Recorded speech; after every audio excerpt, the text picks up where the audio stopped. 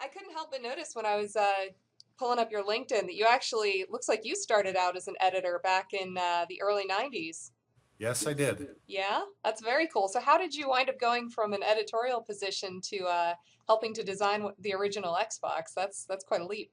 Well, to some extent, I, I kind of viewed game development as a hobby. I built games on my own and, designed them and developed them in my bedroom during high school, but, kind of decided that I was going to rebel against high tech, as it were, by going to film school and then realized I didn't really enjoy working in the film industry. So I had an opportunity, from some people that I knew, from my sort of misguided youth as a game programmer who said, listen, come work for us over at the company that published PC Magazine. So I did that for a little while, but other friends, were enticing me to kind of turn games into a career. So, I didn't really kind of do the editorial thing for very long before I got into, actual game development and publishing.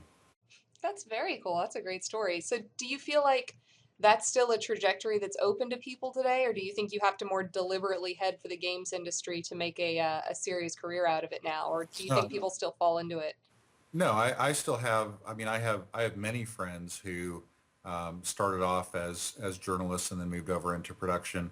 A lot of times it's very commonplace to see people who will come in through marketing and kind of work their way in through that. The industry is still very young, so I think there are as many different ways to get into it as there are people working in it today.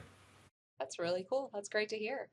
Um, cool. Well, jumping into a little bit about the Dave and Buster's gaming experience, what would you say the most popular game you guys have out there today is? When people come into Dave and Buster's, what are they most likely to play? Well, the most popular game, the game that gets played the most, is a game called Big Bass Wheel, which is kind of what it sounds like. It's big, it's a wheel, and it looks like a big fish. And people play that. I think they play it because they can win potentially a lot of tickets that they can then go and redeem for prizes like T-shirts or coffee mugs or iPads or Xboxes for that matter. Very cool. Um, so in the next big game search that you guys have going on right now, what are you hoping for? What do you think would round out the complement of gaming experiences that you have now on the floor at Dave and Buster's well? If you could kind of conjure up the perfect game for that, what would you do? I would hope that this contest brings to light some idea that would never occur to anybody. Something that is so cool and so unexpected, but yet something that you go, wow, I'd love to play that kind of game. And I think that opening up this opportunity to our guests, who are always very vocal and always very outspoken in terms of the ideas that they have, giving them an opportunity to say, listen, here's an idea that we have. This is something we'd like to do um, is a natural progression. It's something that we think can give us a different perspective than the people who have been coming up with these game concepts for for years or in some cases even decades. Absolutely. That was one of the things that really struck me interviewing a lot of indie developers at PAX East this year is that the game experiences you see out of someone who's never developed a game before are just tremendously different. They have a smaller appeal, but they're more focused, and the people who respond to them respond very strongly. So I think it's a really great kind of direction you guys are taking with this game search, and it's really exciting. Thanks. A great game, in my opinion, is kind of a paradox. It needs to be something that's so fresh and different that it captures your attention and makes you, pay notice. The problem, though, is that it needs to be relevant. It needs to be something that you want to play. It can't be so crazy and so out there that people look at it and go, that's just not interesting to me. So you kind of have to find that happy medium between something that is new and different and exciting and fresh, but not something that nobody would want to play. My biggest concern about this contest, of course, is that in order to find a lot of really interesting, unique ideas, there are going to be a lot of ideas that are going to be unique and different, but not particularly great either. No, absolutely. I think the challenge is going to be interesting. Being interesting without alienating, making it accessible while still keeping it captivating. Exactly. A lot of the most popular games, if you think about it, are games that introduce some new element of gameplay, something that people have never seen before in terms of the actual game mechanics. But usually the setting is very relevant. It's very similar to something that you played before, something very similar to your own life. Think about Grand Theft Auto, for example. Great, fantastic game. The setting is very familiar. It's an urban city, but the opportunity to do things is something, that you've never seen before in a video game, I think is what really gave it that edge. Absolutely. That's a good point. I think a lot of games like Prince of Persia is a very, common fantasy themed game, but that ability to control the time mechanic is what really made the series. So, good point.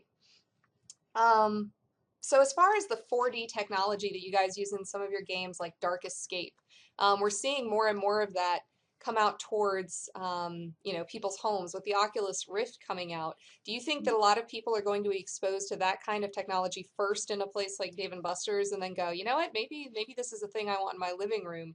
Or do you think that you guys are going to wind up competing with some of that technology? One of the things that I think is really interesting about the arcade business is that historically, a lot of the really great advances in technology that have become pervasive in gaming have come out of arcades. I've been very fortunate to become friends with Nolan Bushnell, the founder of Atari and later the creator of Chuck E. Cheese. And he pointed out to me a few months ago that historically he would spend most of his time in research labs. He'd go out to Bell Labs and he'd say, "Hey, what are you guys working on now?" And they say, "Well, we're doing this kind of video conferencing technology, but it's at least 20 years off. It costs probably $10,000 to do it." You go, "Great. I'll buy one. I'll put it in one of my locations and we'll see what happens with it." And I think that that's a role that we've lost. So if you look at it today, all the advances are coming in home gaming and console gaming, PC gaming. And I think the arcades are kind of playing catch up. But I think that's a role they can play again. I think that because of the kind of space that we have, because of the kind of budgets that we have, and the fact that each game is unique completely from the ground up. The hardware is different, the software is different, everything about it is different. We can do things that you've never seen before in an arcade. That's something that's kind of difficult to do in a console or a PC game. Absolutely. Yeah, the sensor technology in particular is going to be like the ones where it can tell your pulse and all these different things. I mean, that's going to be one of those things that I think takes a while to make it to the living room, but that really could change the way games are played. The other challenge you have to think about is that one of the reasons why you're seeing Kinect required with Xbox One purchases is that it's very difficult to get game developers to support a peripheral that not all of their customers might have. So if you're going to spend a lot of time and a lot of money and a lot of manpower on supporting a peripheral like an interesting input device or an interesting visual display technology, you need to be pretty convinced that there are going to be a lot of people out there who will pay for that technology. When we do an arcade game, obviously that game, every single one of them has that technology built in. And so that's again why I think that it's possible that a lot of these great advances will come in our space. That's great. Um, let's see. So what do you see? Well, actually, I think we touched on it a little bit in the last question, but what do you see as the advantages of creating a gaming destination like Dave and Buster's versus, the in-home console experience? We definitely chatted about it a little bit in the last question, but there's probably a couple of other advantages to really being able to craft that entire experience holistically just towards a gaming environment. When I think about playing games, I generally don't think so much about the games themselves as much as I do about the relationships and the kind of the fun that I have with my friends. I mean, when I started off playing games myself, I grew up sort of at the very tail end of the arcade era. And I think back on my time then, not about how I couldn't afford to have my own Street Fighter cabinet in my house or something like that, but more about how, my friends and I would skip school, take a bunch of quarters down to the arcade and spend some time together, competing with each other, playing games, having a really good time.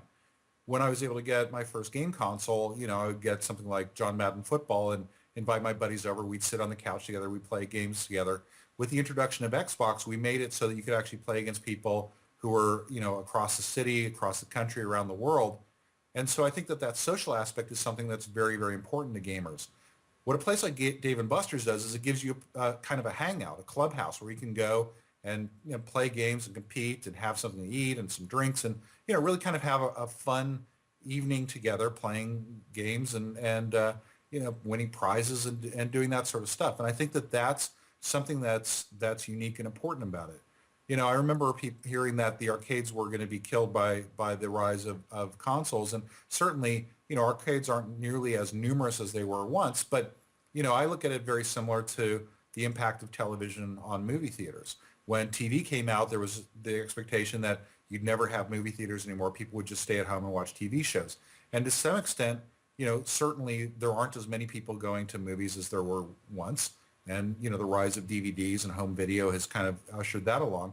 But if you think about it, the reason why you go out to see a movie is, there are many different reasons for that. Because you see it before it comes to home video, because you see it on the big screen, because it's an opportunity to get away from home. So, I think that we're seeing kind of a similar thing with arcades. There are a lot of ways that people interact with each other, but it's all about that social experience. Absolutely. I think, to your point, it almost makes it more special. I mean, I remember before remote multiplayer was possible, wishing that we had it. And now that we have it, it almost feels like you're a little bit more disconnected now. The likelihood your buddy's going to come over and hang out seems to have dissipated now that you can just kind of hang out online. So having these physical destinations to really gather and play with your friends is one of those things that can keep that experience alive as it becomes more rare to current gen gamers. I think that's really excellent. Um, there was one game, embarrassingly enough, that released right after college, and all my buddies and I that used to play the sequel in college actually took a week of vacation, flew some of us from cross country to be all in the same room while we played a game together. And I think that that really speaks to the value of physical presence in a gaming experience together. So, um, so this touches a little bit on both. Well, no, we just actually covered that question in the last question. All right, we went through the console versus destination piece. So moving on to indie, the first thing I saw when the next big game search came across my desk was that we have a lot of interaction with indie developers here at GameSkinny, and I thought, wow, this is a huge opportunity for some of these new indie developers to get a game in front of a huge, name like Dave and Buster's. That's just really excellent. Are there any indie games currently available at Dave and Buster's from maybe game developers that didn't have a big title out in the space before? Not really. I mean, that's something that I think we'll probably look at as time goes on. But one of the things that's kind of, that's important to understand is that the games that we have are generally, as I said before, built from the ground up. And so there's a hardware component, there's a software component, there's a lot of things that kind of go into that. And I think that one of the things that we find with indie developers is that they generally don't have the kind of capital required to do the hardware engineering. So, at some point there may be an opportunity to create a standardized cabinet where you're just kind of, bringing new content to a Dave and Buster's. But for the most part, I think that what we're finding is that it's more sort of a situation where you have to have hardware capabilities and hardware engineering capabilities. Gotcha. No, I could see that providing a big challenge, but that's exactly why a contest like this is so important. It's a huge opportunity to kind of maybe bridge that gap for some of these guys if they've got a really cool idea to pitch you during this time period. Well, so, one of the things that I was trying to point out is that a lot of the hardware manufacturers, a lot of the guys that build arcade cabinets are actually much more receptive to good ideas wherever they may come from. And so I think there may be an opportunity to take, somebody with a great idea or somebody with software development skills and pair them up with somebody with hardware development skills to create the next big interesting arcade game. That's a really cool concept. So kind of connecting the hardware makers and the indie game developers and letting them work out something that's mutually beneficial. If the idea is right and people are open to it, I think that that might be an interesting match. So do you personally have any favorite indie titles, either out now or coming out soon? Yeah, I mean, where to start? I love games like Limbo, for example. Does a fantastic job of creating an interesting environment and and thinks a lot about a lot of the details. If you look at even at sort of the audio design is intentionally thought through as far as the player's experience and kind of the character's perception. And so I'm a big fan of that. Clearly what's happening on the mobile side, a lot of indie games that I'm really passionate about there. And I think that, it's really interesting because although the barriers to entering the industry on the console side are very high, there's never been a better time than now to create an independent mobile game, social game, a game that's available through Xbox Live Arcade or some of the other distribution mechanisms that are available now that didn't even exist 2 years ago. Yeah, absolutely. And the great part about that is with such a low barrier to learning and entry and getting the tools, we have so many fresh ideas that are cropping up. It's a great time to be a gamer too. Absolutely. So how do you feel about looking at the next gen consoles? How do you feel about their indie support? Do you think that they're pretty much reaching the capacity of how much they can do to help support innovation on that front, or do you think there's other steps they could take to make indie development more painless?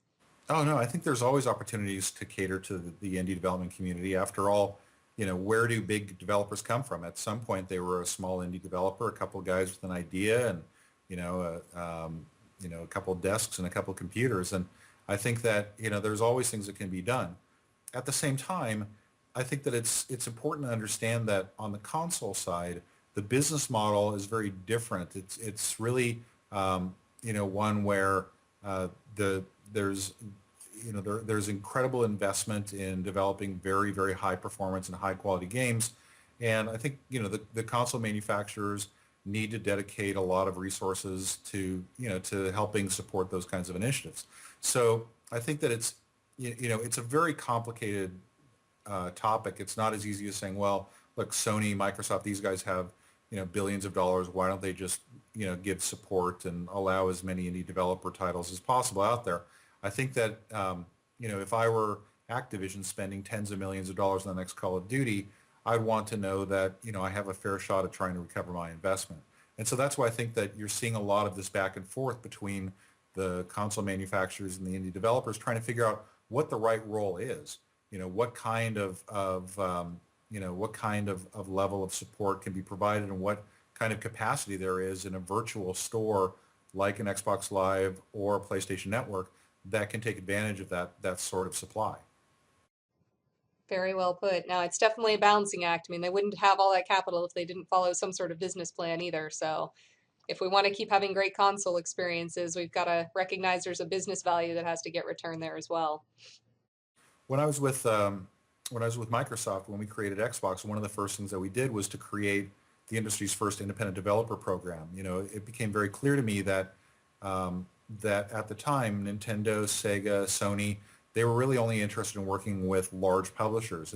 And in fact, if you weren't a large publisher or aligned with a large publisher, you couldn't even get access to development tools that would allow you to start developing these titles. So we intentionally created something that was called the Xbox Independent Developer Program that gave people the opportunity to get access to development tools and to create things that then they could go and take out to publishers with an eye towards bringing them to market. And I think that that's been a hallmark of Xbox from the start, and it's something that I would hope that they would reinvigorate and re-energize.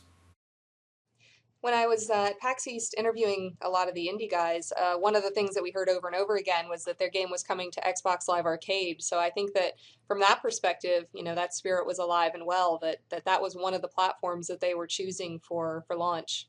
Yes. Very cool. So, on the subject of the time you spent with Microsoft on the original Xbox team, what is kind of your fondest memory of that original Xbox experience? If you had to pick one golden moment of that big important section of time in the advent of console gaming, what would it be for you?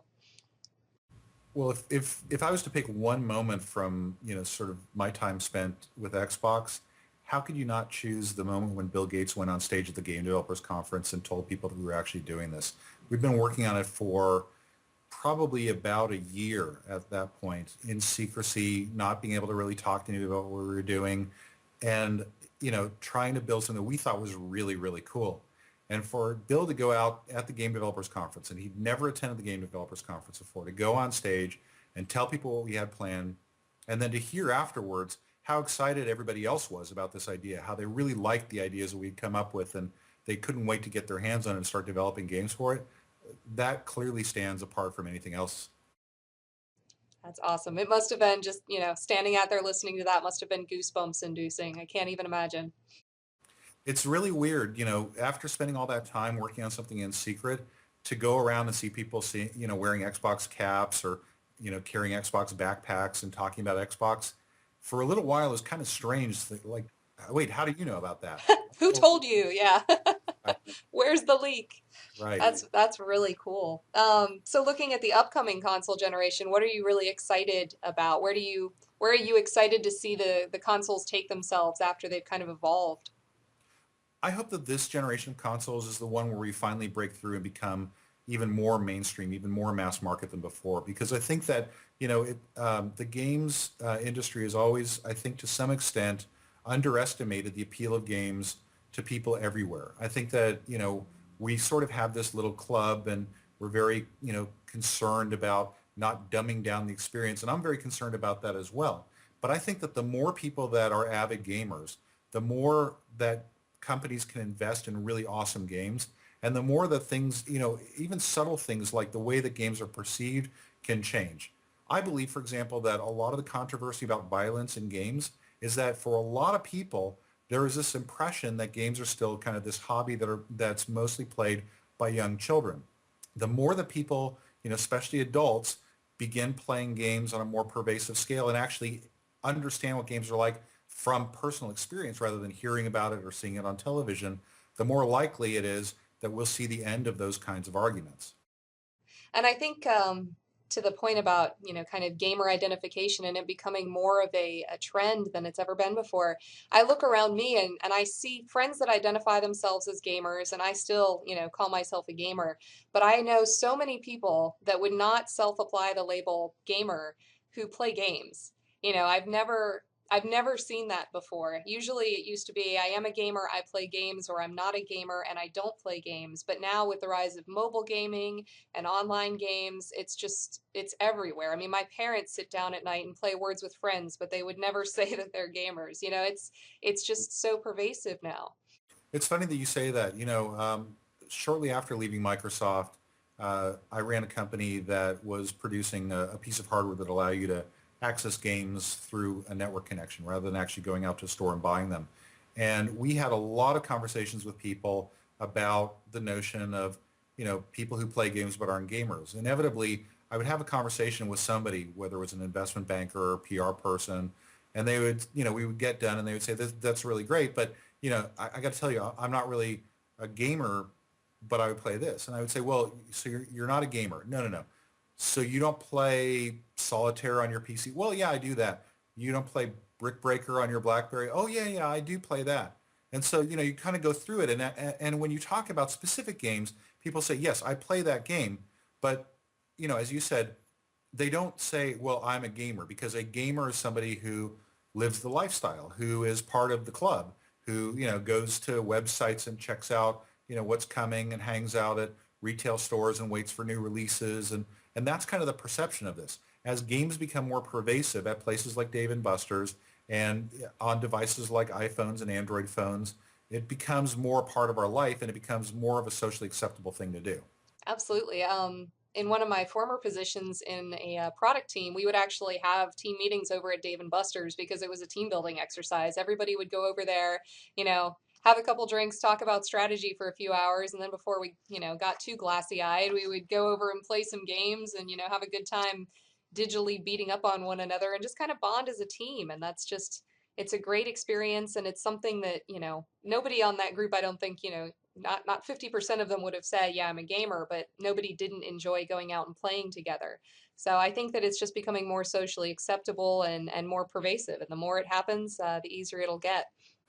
Yeah, for a long time, I was really concerned about that. I was really worried that, as kind of the mainstream took to gaming, that it would dumb down the experience and it would compromise the quality of the games that were being produced, that it would be created for the lowest common denominator. But if you look over the last 5 years or so, you'll see that the exact opposite has happened. We've seen clearly a lot of very mainstream games, but also if you look at games that are designed for the hardcore, that are designed for gamers, you're seeing a lot more of those kinds of games produced, and you're seeing a lot of features in mainstream games that appeal to gamers. So you have multiple different levels. You can have a very kind of surface experience with certain games, but then you can go back and you can play them to a greater depth and have a very different kind of experience than somebody who is approaching it as a novice. And I think that's fantastic. Um, so in the next gen kind of run up to the holidays here, what from what we know, I know they haven't made all the announcements yet, but are there any big areas you feel they've missed out on? Is there anything you wish they'd capitalized on that you think won't be launching with this next generation of consoles? Not really. I mean, for me, I'm impatient. And so there are a lot of things that both Sony and Microsoft have talked about that I wish were here immediately. I wish that you had the ability to play games remotely via Gaikai on PlayStation 4 from day one. I wish that you had the ability to play a brand new Halo game the day that Xbox One launches. But those things will come over time. It's tough to be patient when you see all this kind of stuff. But unfortunately, that's kind of the name of the game. So I have to ask, as the as one of the designers for the original Xbox, how did you guys feel about the naming of the Xbox One console? Do you think there's any kind of potential for confusion there, or did you really like where they went with it? So I got to tell you, one of the greatest things about Microsoft naming the new Xbox, Xbox One, is that one of the guys who worked for me on the original project, actually the guy who was responsible for the independent developer program, when we decided to name it Xbox, ran out and got his own personalized license plate for his car that said Xbox 01. So of course, the minute that Microsoft decided to call the new Xbox Xbox One, he took to Facebook to say, hey, thanks Microsoft for making my license plate relevant again. That is so excellent. I mean, I've been on the naming end of products before, but nothing as big as, a big super secret console coming out of Microsoft. How long and arduous was that first decision-making process to call it the Xbox? Well, actually, coming up with the name Xbox was very, very quick. We came up with that name, yeah, because we actually started we started Xbox out of a division of Microsoft called DirectX. DirectX are the programming interfaces in Windows that you use to develop games. And so people started referring to our idea for a console as that DirectX box, that DirectX box, that Xbox. And so it sort of kind of stuck around. Well, when we got serious about making Xbox, we hired some really high-priced, very, very qualified naming marketing, companies to come up with an even better name than we were able, because we were just, a bunch of silly engineers coming up with this little code name. And so we spent months working with them, answering questions like if Xbox was a car, what kind of car would it be? And, if Xbox was a tree, what kind of tree would it be? And they came back with a bunch of names that to me kind of actually sounded like car names. The Microsoft Altera, the Microsoft Alanta, and things like that kind of sounded good, but really didn't mean anything. So they call us up one day and they say, okay, listen, we've got it now. We tested this thing. Gamers love it. Everybody loves it. It tests really great. We compare it to Xbox and it's off the charts. Like, great. Tell us what the name of this thing is going to be. There. All right. Are you ready for it? It's the Microsoft 11X. We all look at each other and we go, yep, we got to go buy the Microsoft Xbox trademark now. Wow, that is excellent. Well, maybe when it gets to its 11th iteration, you guys can, recoup some of the money spent on the naming guys. Exactly.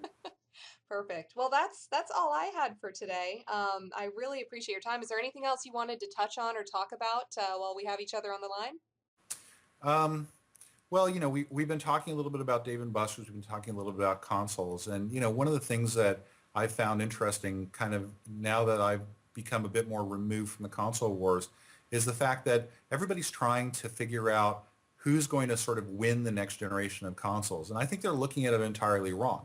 I think that anybody who believes that, for example, Xbox is going to end up with, most of the market share and Sony's going to exit the console business, or PlayStation 4 is going to rule the world and Microsoft's going to put its tail between its legs and go do something else, is looking at it completely wrong. I think this is going to be a fantastic time for gamers because I think both consoles are going to be very successful. And I also think it's going to be a very, very long road. So, I know that Microsoft has some missteps with their announcement of Xbox One. I know that, Sony had a particularly great showing at E3. But when we look back on it, we're gonna probably laugh over what happened at this previous E3 because it's going to be a very, very long, long cycle. And I think that there are going to be a lot of decisions that people haven't even taken yet. They're going to decide how successful one console or another is going to be, and in fact, how successful the entire console business is going to be over the next several years. And I can't wait to see what happens. Yeah, it's a really exciting time to be part of the industry and to be watching what goes on. So, and thanks so much for taking the time to chat with me today. It was a really good conversation. My pleasure. Anytime. Absolutely.